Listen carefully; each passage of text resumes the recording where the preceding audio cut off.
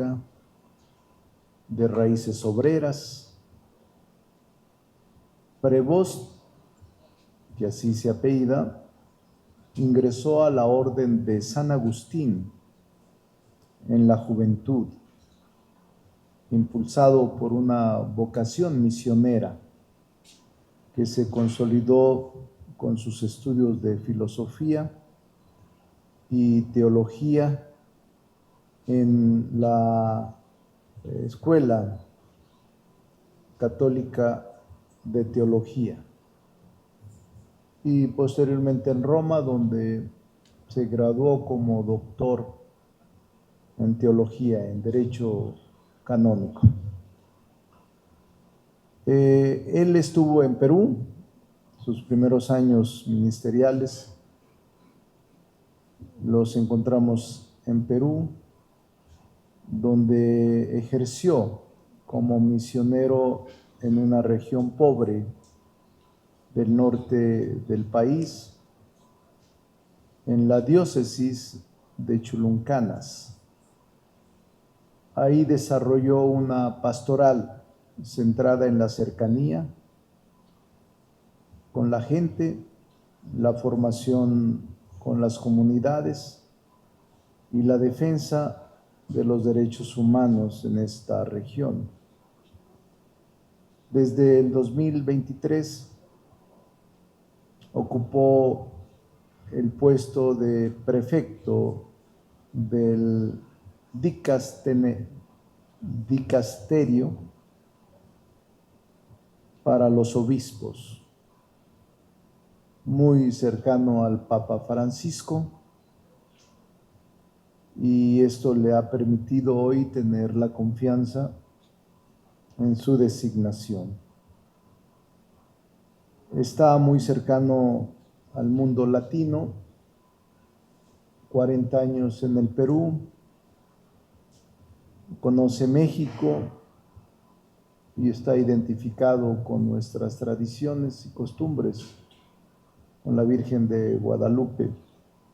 Así es de que saludamos desde este lugar laico la nueva designación del Papa León XIV, que sea para bien de los casi 2,000 millones de católicos en el mundo.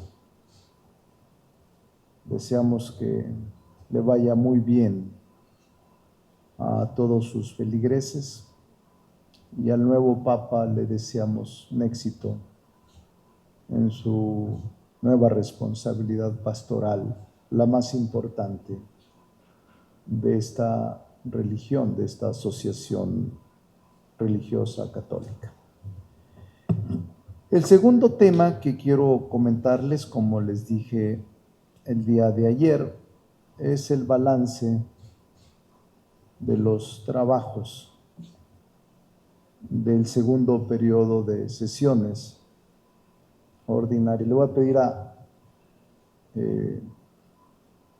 César Juárez que les entregue a los medios, a los representantes de los medios, este documento que hemos presentado hoy y que implica y plasma nuestro trabajo legislativo durante este periodo ordinario, 50 sesiones, 700, aquí está la numeralia, 767 iniciativas, 16 minutas recibidas, 313 proposiciones con punto de acuerdo, 32 dictámenes, 4 reformas constitucionales, 4 nuevas leyes, 24 reformas a leyes vigentes y decretos, 20 acuerdos de los órganos legislativos.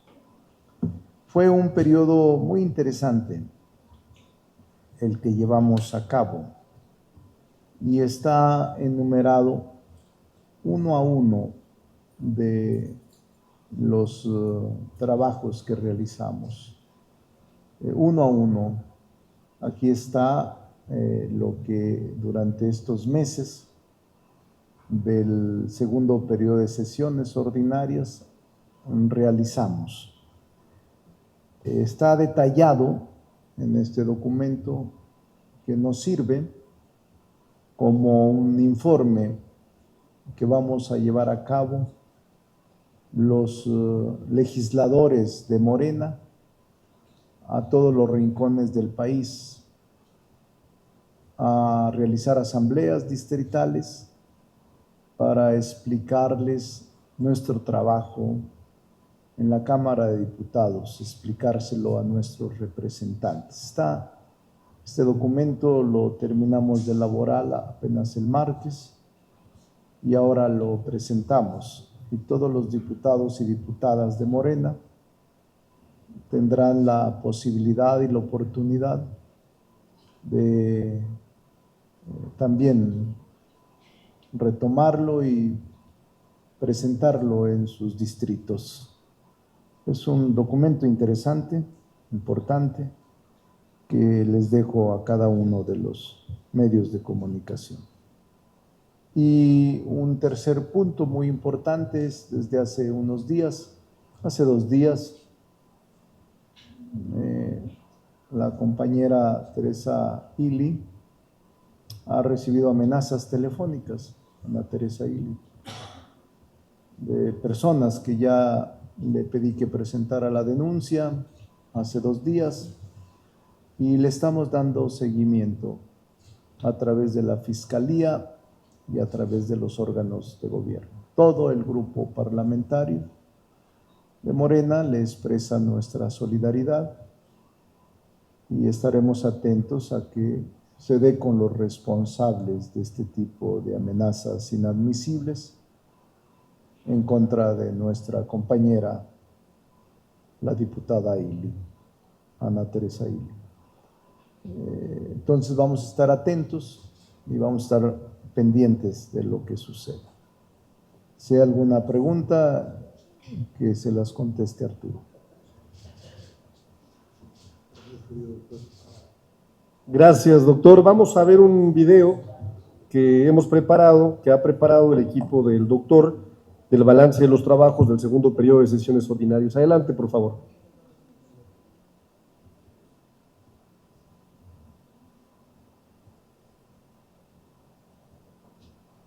Durante el último periodo legislativo, que comprendió del 1 de febrero al 30 de abril de 2025, en la Cámara de Diputados aprobamos reformas que amplían el acceso a vivienda digna para las y los trabajadores.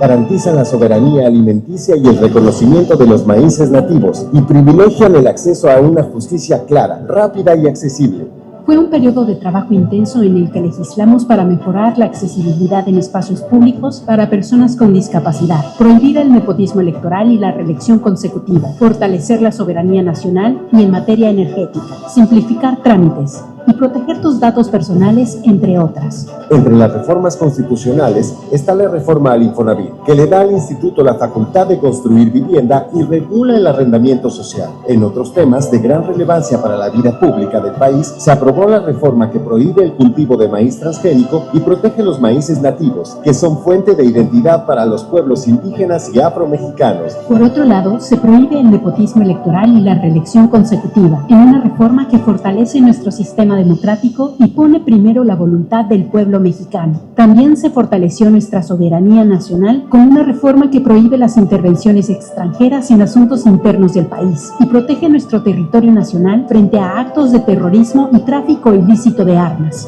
En este periodo legislativo, la Cámara de Diputados aprobó el Plan Nacional de Desarrollo, que marca la ruta para el gobierno en turno, y nombró el 2025 como el Año de la Mujer Indígena, para resaltar su legado histórico. Estas y muchas reformas más forman parte del trabajo realizado por las y los diputados, a favor de todas y todos los mexicanos. Cámara de Diputados, 66ª Legislatura, Soberanía y Justicia Social.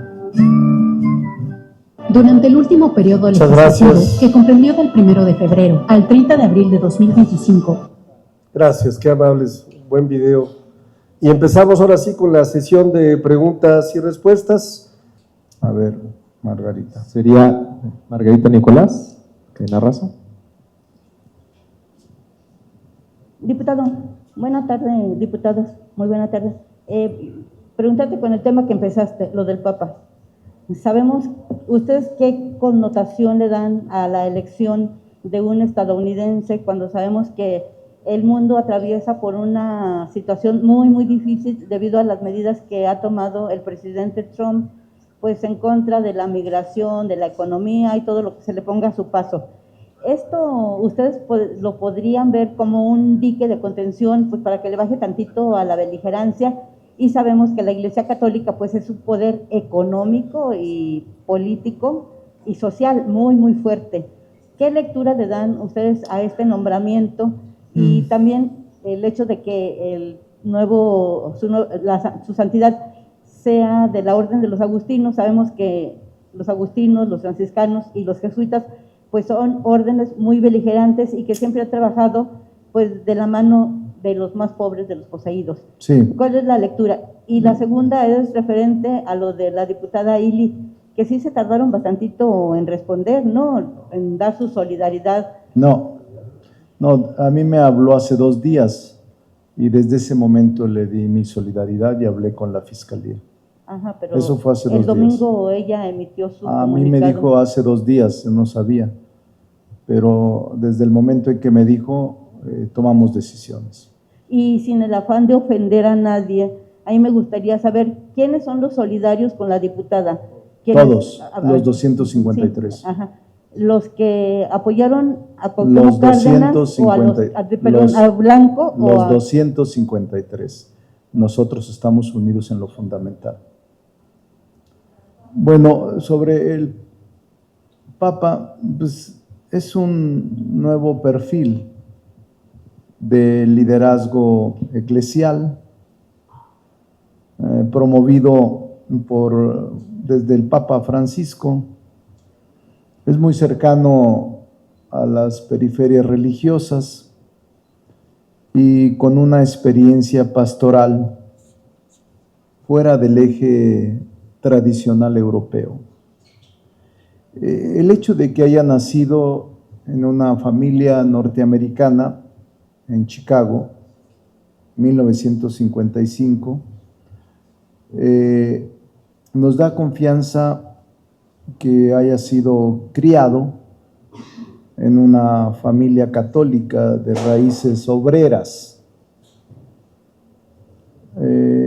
Y él, el Papa Prevost, Papa León XIV, ingresa en efecto a la orden de los agustinos, de San Agustín, en su juventud.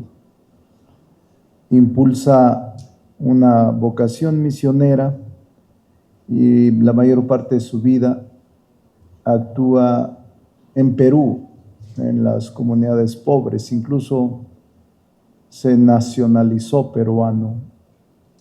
Entonces, nos da confianza que en este momento de guerra comercial, de hostilidad en el mundo, de confrontación política e ideológica, surja un Papa con estas características.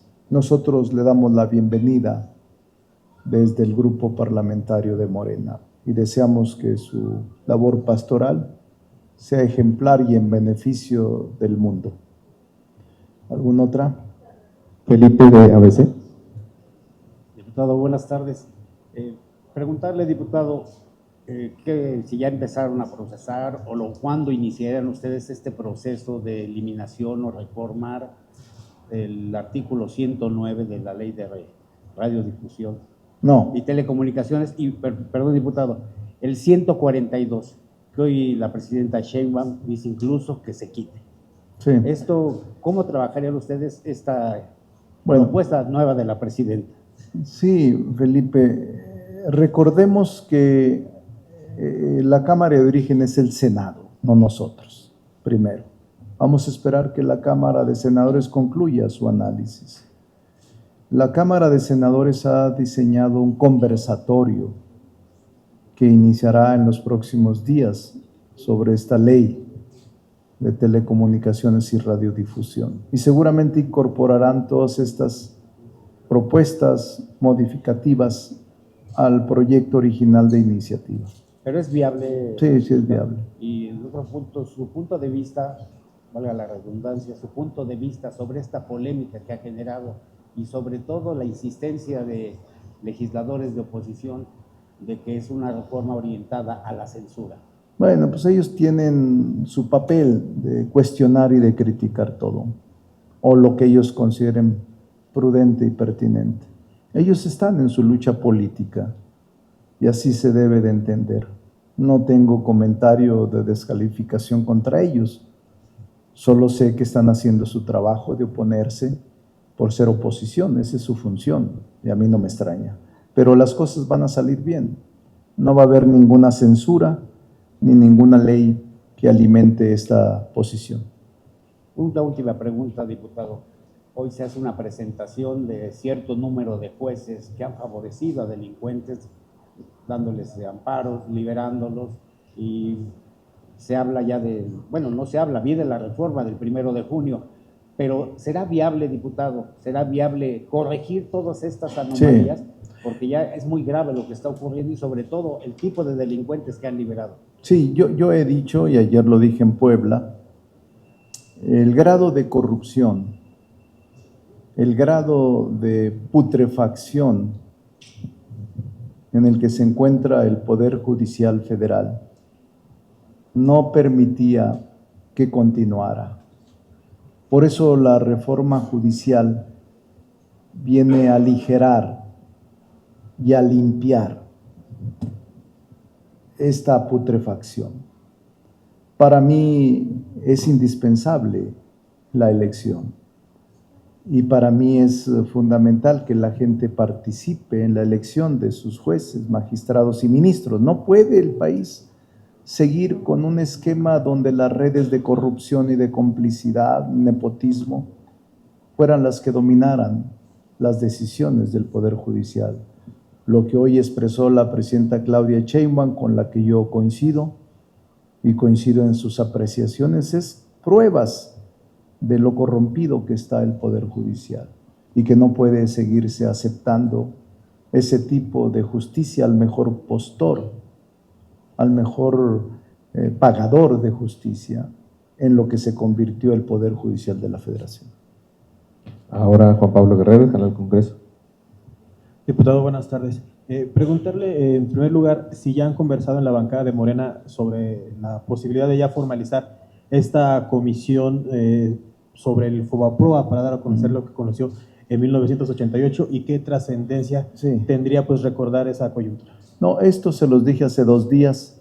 No nos hemos reunido en el grupo parlamentario. Seguramente en los próximos días lo vamos a decidir. Seguramente la semana que entra que nos reunamos y les comento. Vamos a revisar esto que decía ayer la presidenta, de ver el informe de la Auditoría Superior de la Federación de 1997-98. Estamos rastreando esos documentos y estamos rastreando los resultados de la auditoría. ¿Usted cómo recuerda esa coyuntura? ¿Qué representó el FOBAPROA para el destino? Fue un golpe duro para el país. Fue una decisión para mí salvaje, de profundas consecuencias, hasta ahora resentidas por la población, porque seguimos pagando el FOBAPROA a quienes no fuimos beneficiados con él. La gente más humilde, la gente más pobre, sigue pagando el FOBAPROA y vamos a seguirlo pagando muchos años más por esa decisión del PRI y del PAN. Yo lo recuerdo porque era gobernador, no era legislador, pero era gobernador de Zacatecas y fue terrible el haber hecho esa salvajada en contra de la población mexicana. Billones de pesos se van a pagar y que se han convertido estos 50,000 millones de dólares que fueron a financiar y a proteger a los grandes inversionistas, bancos e instituciones, en detrimento de la población que sigue pagando al convertir la deuda privada en deuda pública. Fue, me parece, un grave acto de irresponsabilidad política la que se cometió. Gracias. Para mí no. Bueno, Es joven. José Gerardo Mejía de Latinos. Joven Gerardo. Buenas tardes. Preguntarle primero sobre este tema del Papa que menciona. ¿Sistema de qué? Lo del Papa, Ah. sobre el Papa, perdón. Desde la Cámara de Diputados se van a involucrar para hacer gestiones para que este Papa sí venga a México. Esa es la primera. La segunda está relacionada con lo que decía de la diputada, si usted sabe si ya tiene medidas de seguridad, de seguimiento con personal de seguridad afuera, y si le van a asignar personal de resguardo, como tienen algunos diputados aquí. Esto está para ir al pleno, hasta para subir a la tribuna. Sí. Y una última, está relacionada con lo de la comisión jurisdiccional. Convocan con una semana o semanas de antelación para avisar o anunciar a sus integrantes que van a cambiar la agenda, que van a cambiar las sesiones, que van a, o sea, no sé con base en qué se hace. Entonces, aprovechando que está el diputado Bolaños Cacho, ojalá nos pudiera responder exactamente en qué van, porque llegaron diciendo, me parece, cuando se instaló, pues que aquí sí iba a haber trabajo en esa comisión, pero pues parece Sí. que no. Bueno, primero Gerardo, insisto en el perfil del Papa, en efecto. Los primeros años de ministerio del Papa los encontramos en Perú, donde ejerció como misionero en una región pobre del norte del país, en la diócesis de Chulucanas. Yo conozco esa región y es muy pobre. Ahí desarrolló una pastoral centrada en la cercanía a la población, la formación de comunidades y la defensa de los derechos humanos era una de sus consignas. Entonces esta experiencia para mí lo marcó profundamente en su perfil al nuevo Papa. Para mí es un religioso comprometido con la realidad social de América Latina, que aprendió a conjugar el rigor doctrinal con una mirada pastoral dentro de los más vulnerables. Desde el 2023, Gerardo, apenas hace un año y medio aproximadamente, el Papa Francisco lo designó como prefecto del dicasterio para los obispos, un rol que jugó, que lo convirtió en el principal asesor del pontífice en las designaciones de obispos en todo el mundo. Estaba muy cercano al Papa. Esa función, además de la confianza que el Papa le depositaba, le dio un lugar privilegiado en la estructura del poder vaticano. Yo le podría decir que en cuanto a su estilo, se le puede describir como sobrio, de tono pastoral antes que político, mientras que su perfil público es discreto, aunque no exento de influencia. En voz baja, construyó redes tanto en América como en Roma. Entonces, Prebosti también carga con controversias. He leído de él, acerca de él, dado que durante su gestión, el tiempo que duró en Perú, la gestión fue cuestionada por encubrimiento en algunos casos dentro de su diócesis. aunque nunca hubo denuncias formales, nunca hubo cargos, sino mediáticos. Para mí va a ser un gran papa. Para mí este señor, este hombre, este apóstol, este jerarca de la Iglesia Católica, ahora convertido en el máximo representante de la Iglesia en el mundo, Papa León XIV, va a sorprender, a continuar el legado del Papa Francisco. Yo tengo mucha confianza en su perfil y estoy seguro que va a demostrarle a propios y extraños un liderazgo en la comunidad religiosa católica impresionante. Y por supuesto que el Estado mexicano lo va a invitar seguramente, pero es una decisión de la jefa de Estado, porque en México quienes hacen esas relaciones de carácter diplomático es la jefa de Estado, y la jefa de Estado es la presidenta Claudia Sheinbaum. Entonces yo creo que va a salir bien. Y en el caso de la diputada Ili, María Teresa Ili, sí, seguramente la Fiscalía, una vez que indague, ya tiene la denuncia desde hace 2 o 3 días, va a dictar las medidas de protección.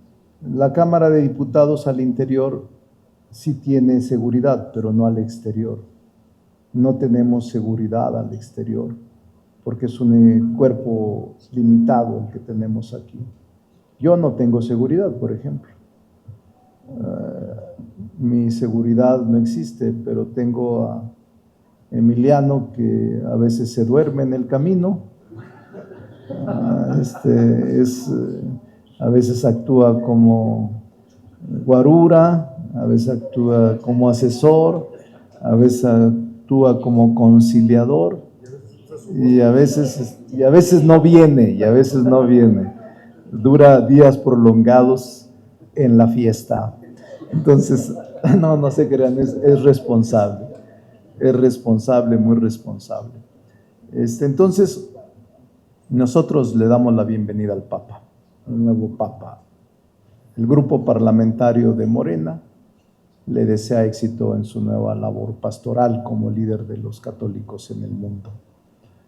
Y la tercera pregunta, le pido a Raúl que les explique por qué hacen esto, que tiene razón, Gerardo. ¿Por qué convocan? ¿Por qué esto? ¿Por qué no hay nada? ¿Por qué no hay resultados? A ver, Raúl. Gracias, muy buenas tardes.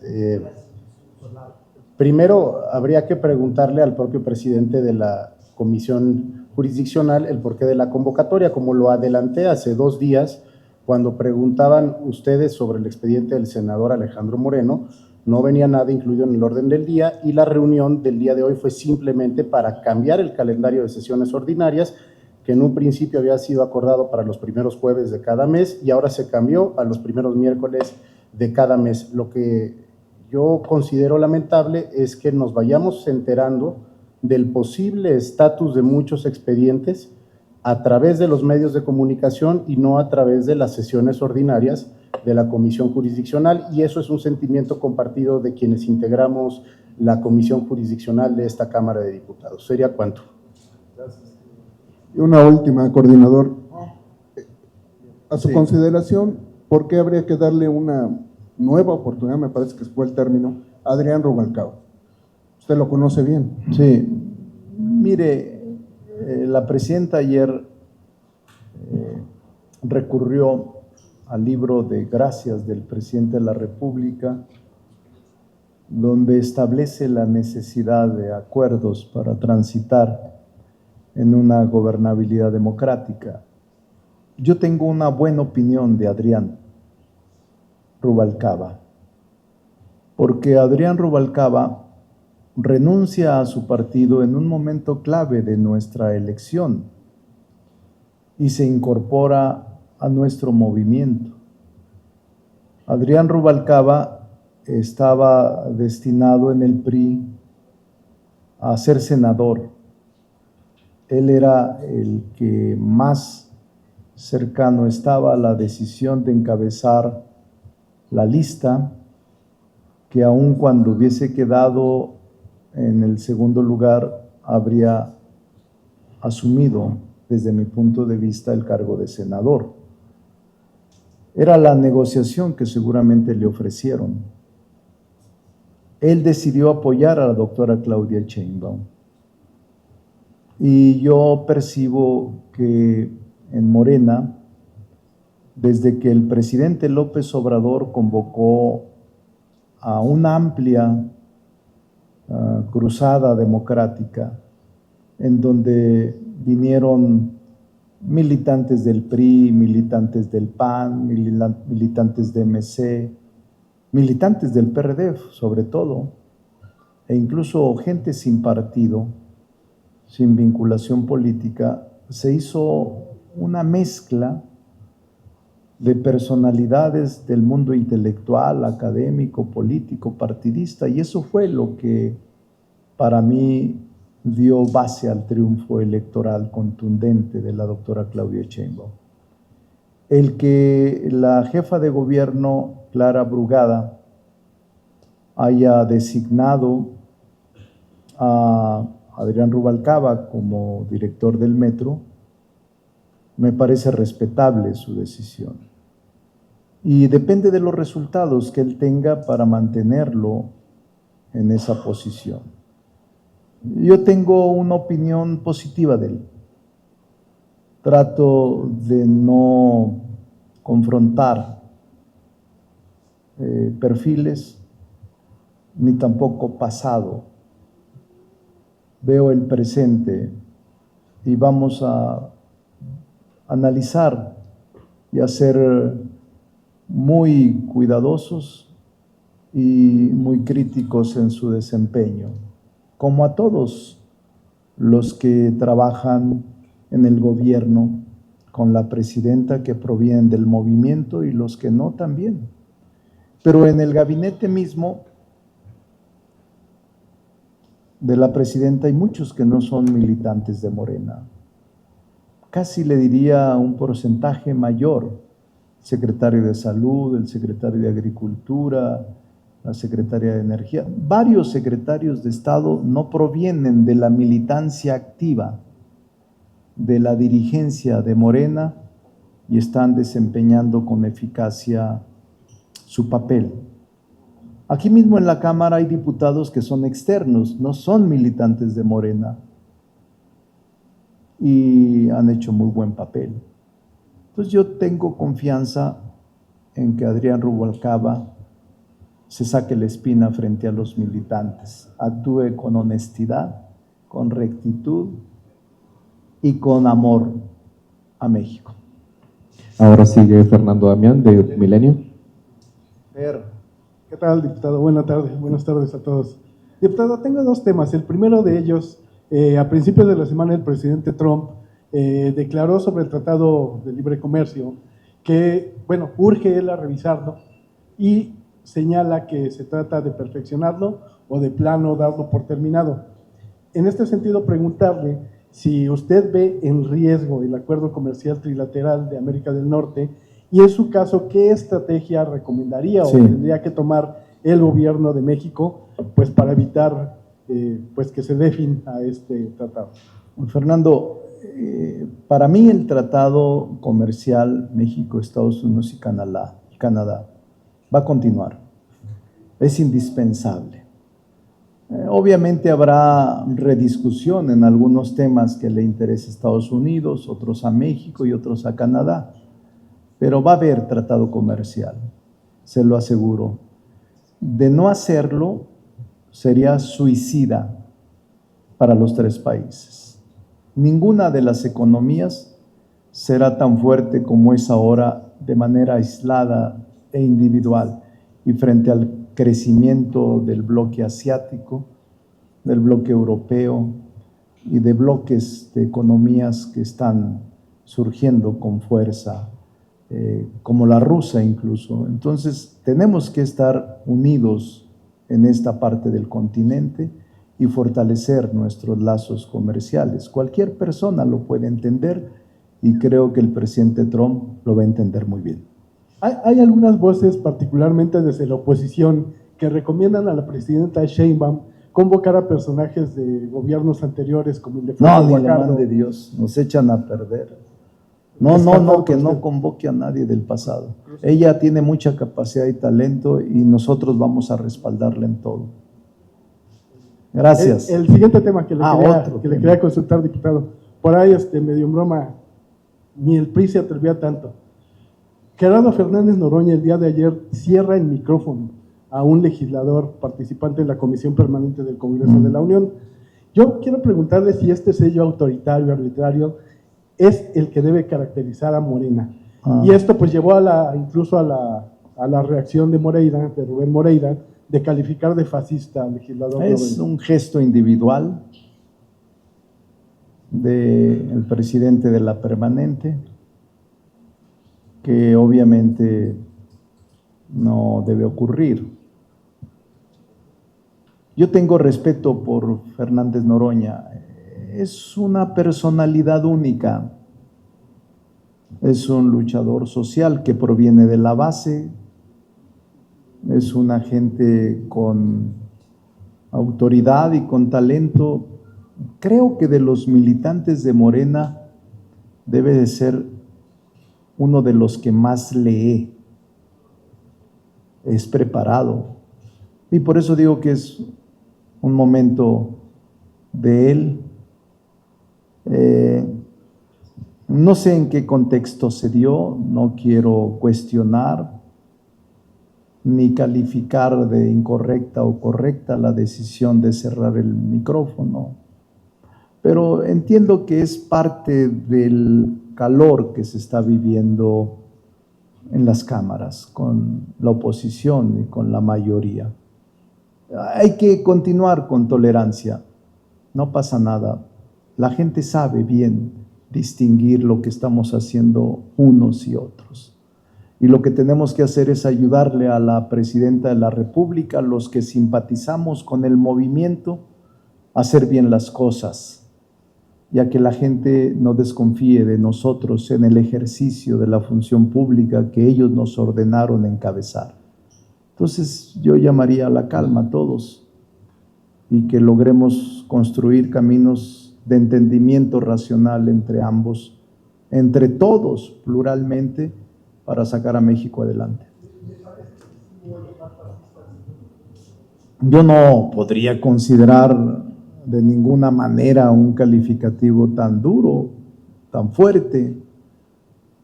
El compañero Fernández Noroña no tiene nada de fascista.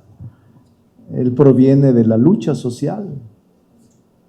Él ha padecido el fascismo, el autoritarismo, la persecución.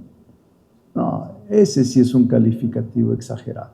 Ahora toca el turno de Víctor Barrera, el plural. Sí, buenas tardes, diputado. Regresando al tema del Fobaproa, se dice que fue una medicina muy dolorosa y que seguimos pagando.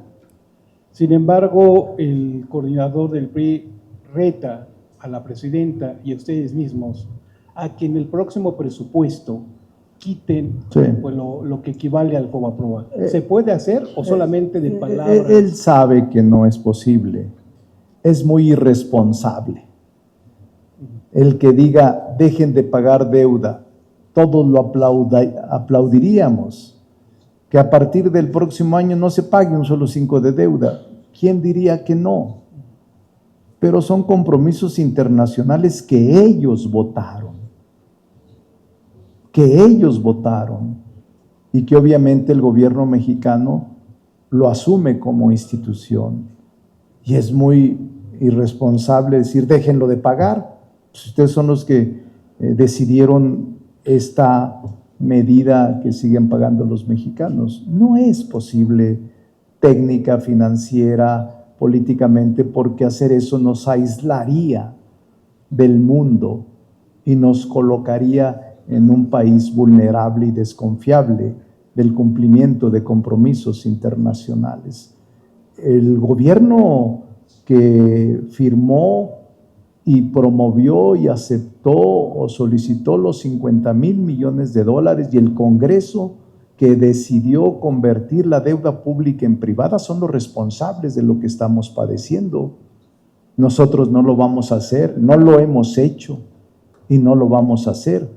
Uno de los temas de la pandemia, cuando al presidente López Obrador prácticamente en coro le exigían que endeudara el país para poderlo dar a los empresarios que estaban en quiebra o quebrando con motivo del cierre de empresas, el presidente dijo no, de ninguna manera. Eso debió haber sido el presidente de aquel momento.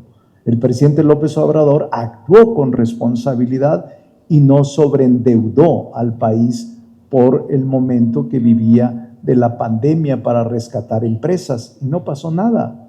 Al contrario, él rescató, pero a los más pobres, en la política social, a las personas que más necesitaban. Eso debió haber hecho el expresidente que en el momento del FOBAPROA contrató esta carga tan pesada para el país. Sí, bueno, se adelantó en la respuesta porque también señalaba que eso venía escrito, o viene escrito en el libro de Andrés Manuel López Obrador, Sí, venía que sí se escrito. puede eliminar. Bueno, se adelantó. Sí. Una segunda es, estamos ya en un mundo de guerra comercial, donde México está en la mitad del camino. Es decir, somos socios comerciales importantes, los número 1 con Estados Unidos, y sin embargo, México todavía no ve el famoso nearshoring que tanto se había señalado. México todavía tiene la oportunidad de tener ese nearshoring cuando un inversionista, cuando viene a un país o cuando va a un país, pregunta, ¿tienen agua? ¿Tienen electricidad? ¿Hay Estado de Derecho? ¿Hay seguridad? Y bueno, creo que faltamos un poco en eso. Podemos entrar en esa posibilidad Sí. porque el crecimiento que dicen los analistas de menos 0,3%, Sí. 0.3% puede darse. Y dice la Secretaría de Hacienda, no, podemos llegar por lo menos al 0.6%. Sí, yo creo y tengo mucho optimismo por mi país. No puedo convertirme en detractor pesimista. Yo creo que el nearshoring o relocalización está funcionando. Y cuando vienen esos empresarios, ¿tienes agua? Sí. ¿Tienes energía? Sí. ¿Tienes seguridad? Yo te diría sí, términos generales. Evidentemente estos son índices y factores que todo inversionista te pide antes de venir a México a invertir su dinero. Estos factores, elementos, siempre te los piden. Servicios, salud, impuestos, seguridad, desarrollo. México los puede ofrecer. De hecho, los está ofreciendo y por eso no han dejado de continuar invirtiendo en México países extranjeros, inversionistas extranjeros que anuncian todos los días nuevas inversiones en México. Entonces yo soy optimista y vamos a superar esta etapa en la que algunos nos encuentran rezagados. Por último, Margarita Nicolás, de Cadena Raza. ¿No habías hablado De última hora, diputado, de última hora. Uno es un breviario cultural. Ah, bueno. Según yo sé, Emiliano se duerme cuando te acompaña porque no ve peligro, pero cuando ve que hay por ahí algo que no le acomoda, pues siempre está bien despiertito. Y la otra, a la diputada Maribel, pues logró una victoria muy, muy importante frente a los órganos electorales porque le dieron la razón de que los mexicanos que viven en el extranjero y si vienen a México con su credencial vigente de elector, puedan votar el 1 de junio, que se le había negado ese derecho. Me gustaría conocer tu opinión y la de Maribel, si le permites. Que me parece muy buena decisión, muy buena decisión. Creo que eso va a ayudar a que los mexicanos radicados en el exterior puedan ejercer el derecho, aunque sean las fronteras. Va a haber casillas especiales. Entonces está muy bien. Están diseñándola, todavía no está totalmente resuelto. Y a ver. Gracias, doctor. Sí, Mago, pues estamos muy contentos porque hoy precisamente acaba de terminar la sesión del INE, donde acaban de determinar que sí voy a poder votar en una casilla especial.